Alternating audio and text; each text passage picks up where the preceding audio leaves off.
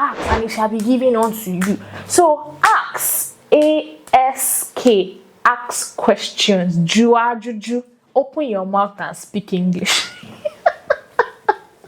But yeah, that's it. I'm a UN Youth Ambassador, a youth advocate, and the founder and executive director of DC Foundation, a country director for YA Foundation, amongst all others. As little as you think your voice is, when you use it intentionally, you can shift the systems. And it really struck me because we had top people there who could have influenced the system, but they didn't.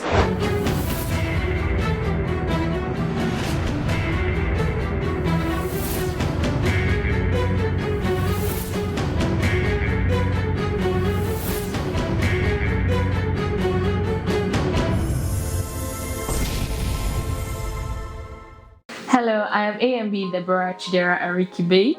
I'm a UN Youth Ambassador, a youth advocate, and the founder and executive director of DC Foundation, a country director for YA Foundation, amongst all others.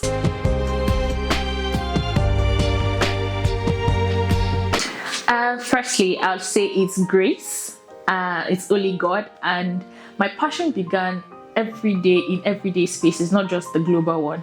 Working closely with young people in my community, I saw how the voices were being dismissed, especially around issues like racism, mental health. And hearing these young people's lived experiences made me realize that advocacy isn't optional, it is necessary. And those moments shaped my purpose and pushed me to become who I am today and to represent the voices which are unheard.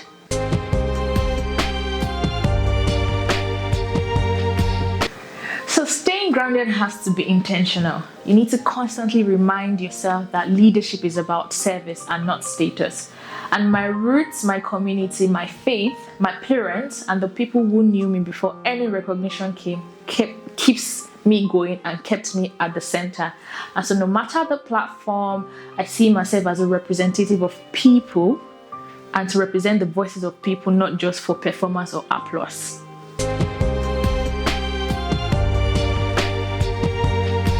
So there are a lot of problems going on in the world, and you need to pick which specific one you want. And for me, I picked an interest in mental health among young people, especially we young people of color. It speaks deeply to my heart. And there are so many barriers like stigma, lack of representation, cultural gaps, language barriers, and even competent care. So through my advocacy work, I've seen how these challenges impact real life, and it's something I'm committed to addressing through advocacy and research in the long run.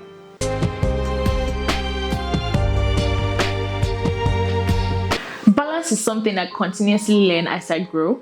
I prioritize what aligns with my purpose and give myself the grace when things feel overwhelming.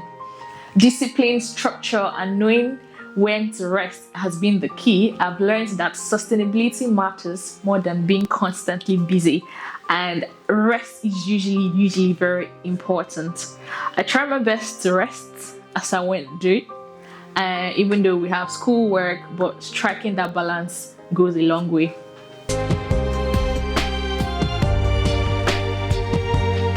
Okay, so I've been involved in the anti-racism advocacy, contributing to policies implemented in schools and organizations.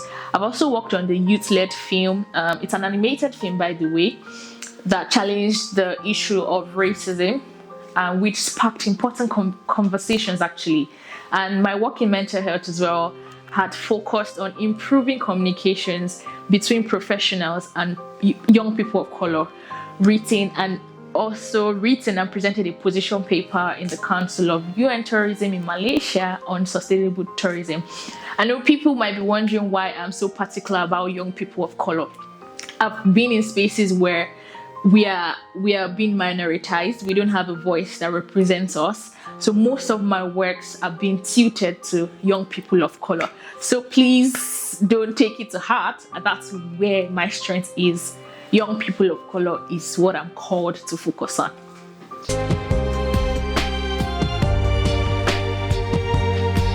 Okay, so there was a moment during a particular panel discussion where we spoke about how the system unintentionally exclude we young people of color. So hearing professionals acknowledge this perspective and committed to the change was really powerful. It reminded me that as little as you think your voice is, when you use it intentionally, you can shift the systems. And it really struck me because we had top people there who could have influenced the system, but they didn't, and got so kind. I had to use my voice to influence the system, and there was a structural change. So as little as your voice is, or as tiny as your voice is, use the voice because it could be a global transformative tool.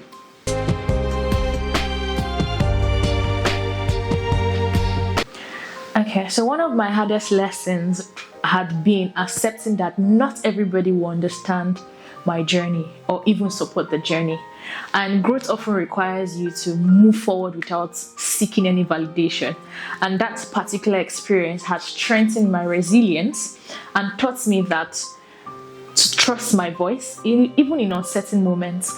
There'll be times where you have the conviction to do something, but when you need the support of maybe family, friends, organizations, and you're getting, unfortunately, or they don't even believe in maybe the vision you share, I want you to always know that go with your convictions. You don't need the validation, because if you're seeking to get validation, you're not going to get that vision out of the cooking pot, and your cooking pot is your brain. So you need to start small, get your vision out, and in the long run, you get people who are going to align in that particular vision of yours.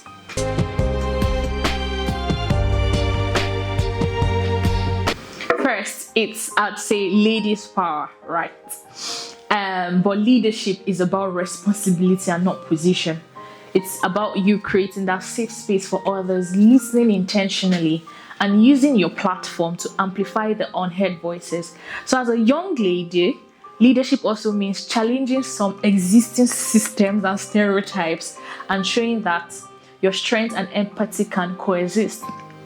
And as a young person, it's not always easy, but when you stand firm through your faith, and my own faith is through Jesus, you stand firm, you know what exactly you're doing.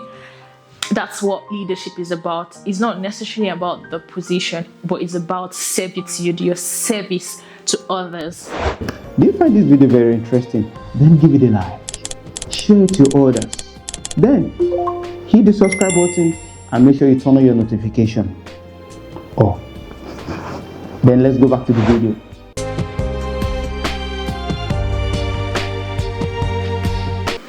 So purpose keeps me going. You need to define your purpose. You need to have, and when change feels slow, I remind myself constantly that impact is not always immediate. It's knowing the work that you can do and it has the influence, and keep on pushing even when no one pushes. So that self-motivation, the self-discipline, your vision, your purpose, you understand yourself. So you need that to keep yourself grounded and keep pushing, because challenges never end, setbacks never end. I train myself to say that challenges and setbacks are ways of counterbalancing problems, in the sense that when challenges come, instead of you getting drowned in it, you walk towards it, pick up the goods and learn the lessons and use it for your next milestone achievements.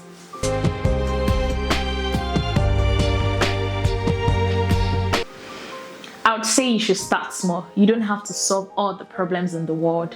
Find an issue that you're deeply passionate about, that you care about. Make little steps. If it's learning about the problem, having to speak, maybe organize a little plays, just start small. If it's true volunteering or taking courses that could put you out there, just start small, because you can't solve the whole problems of the world. There are 1,000,001 things. You just need to find, I think the word is find your niche, right?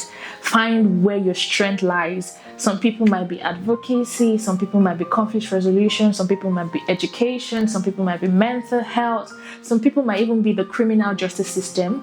I think that's under the SDG 16. So I'd say start small. You could use the SDG guides to probably pick where you be able to find your strengths. And the SDG is the Sustainable Development Goal of the year 2030, and there are about 17 of them. So definitely from 1 to 17, you will definitely find what you love, because it covers water, criminal justice system, the earth, the health part, and there are loads more to explore. So I'd say start small.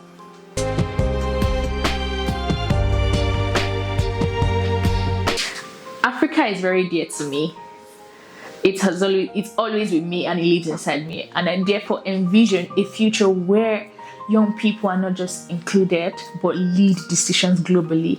Youth leadership must move beyond just we being a token to having meaningful participation across the globe, where diverse voices shape real outcomes.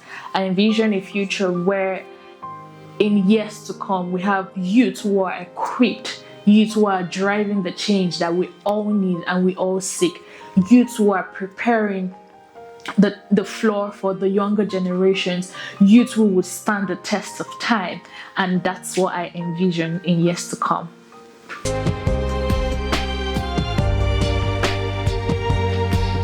In the next 10 years, it's quite a long, but it's not a long thing. So young people will transition from being participants to decision makers. So with access to information and global platforms, youth will continue to influence policies, innovations, and even make changes in powerful ways beyond our expectation. So I'll tell you today to encourage a youth somewhere in your space. You're also a youth as well. So encourage yourself, encourage the youths around you. The world and the global stage belongs to us. And it's high time we put our feet on the ground and take the bull by the horn.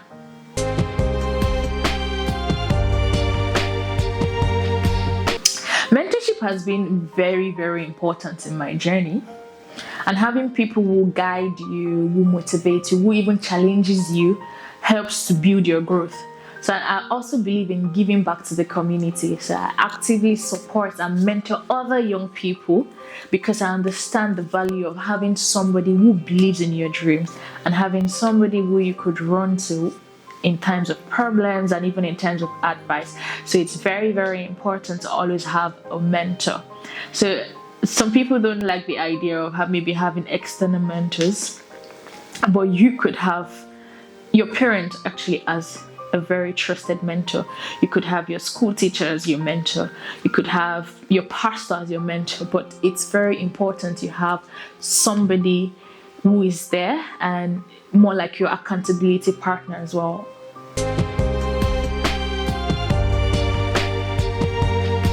So the next generation, they say, oh, Gen Z, Gen Alpha, Millennials, all our generations. And I want to leave a legacy of impact where young people are heard and are seen and are empowered. And if I can inspire someone out there today, you need to use your voice confidently and step into that leadership position. Then I've made a meaningful difference. Personally, my experience through my leadership and advocacy journey, actually, I've been able to explore countries. I think about 4 or 5 countries now, and we're still counting. Been to countries like Malaysia, Kuala Lumpur. I've been to Tanzania, Zanzibar, South Korea, and so many other countries. Coming back to the UK, I've had the privilege, through the grace of God as well, and personally I've had the privilege of meeting with councillors from Hull, Mayor of London. Sometimes December 2025, I have the privilege of meeting the Queen of Wales and the entire Queen Consort. I've met with the current and even the past Hull mayors. I've had discussions with them. We've sat in board meetings, we've eaten, had dinners. met with quite top influential people, met with Trish Dalby, who is the East Riding Lieutenant. So when you start small, you can't believe where you're going to get yourself in. So start small, look for mentors, look for people who had treaded that same path, and go to them for advice. Oh, there's not a harm asking for questions. Oh, how did you start? Oh, how can I start this? Oh, what were the challenges you encountered? Ask questions, speak up. I think the highest you get would be a no, but always ask. So I'm challenging you today to speak up, ask the questions. Sometimes the questions might not be convenient, but you need to ask. Ask. Even the Bible says what? Ask and it shall be given unto you. So ask. A-S-K. Ask questions. Jua juju. Open your mouth and speak English. But yeah, that's it.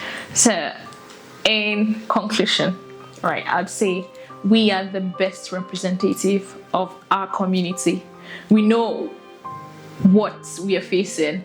Like they ironically say, you know where they should they pinch you for leg. So we are the best representatives. So we need to get out on that platform and do what we're called to do. And with that, I'm going to bring it up as a wrap, and I'm going to give an amazing shout out to Expressions with Raphael. He's been a fantastic and amazing podcast with some goodies loading, and I want you to stay tuned as usual as we bring some fantastic podcasts and shows coming along. And I just want you to do 3 things for me. First, I need you to subscribe to the channel, because talking about representation, we need to start from what? Subscribing to build a community. And I need you to like, and I need you to share, and also comment. And thank you, because I trust that you're going to take the bull by the horn and do the necessary things. With love from DCA and Expressions by Raphael. For now, stay tuned and bye for now.